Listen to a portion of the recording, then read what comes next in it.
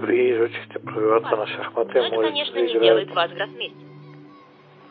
Но как да се научим да играем по-силно? Да погледнем каква сила придобиват фигурите при силните шахматисти.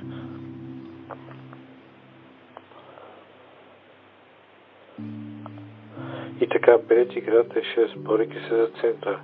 Черните отговарят C6, защита каркан.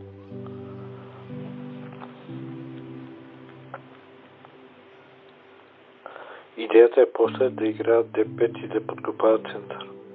Белите отговарят с D4, завземайки центъра и отваряйки простор за своите фигури. На този ход черните отговарят с D5, атакувайки пешката на E4.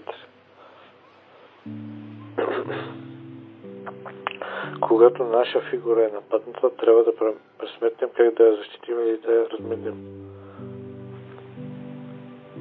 В случая как да защитим пешката на E4, можем да играем на E5.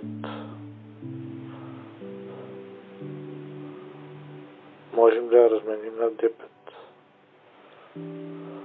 Или да я защитим с фигура кон на C3, както е играно в партията. След размяната D по E, кон на E4, противниците се разменят по една пешка, а белия кон печели ключова позиция в центъра. В партията черните играят кон на D4 с идея за кон на F6, но има недостатък. Офицерът на C8 е затворен.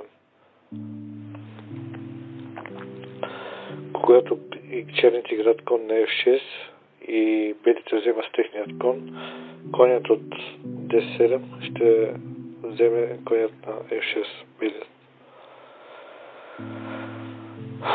Белите играят офицер на C4, нападайки F7, най-слабата пешка на черните, която е охранявана само от царя.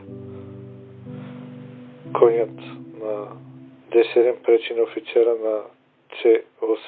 Партията последвал кон на G, от G на F6, застрашавайки коня на E4. Конят от F4 се мести на G5 и офицерът напада пешката на F7, но черните са забравили да се запитат какво ще направи противника и нападат коня на G5 с пешка на H6. И тук вече белите играят офицер на F7 мат. Царят на черните не може да го вземе, защото го поддържа кон на G5, а черните цар на E5 заобиклява свои фигури, т.е. задушение не може да отстъпи.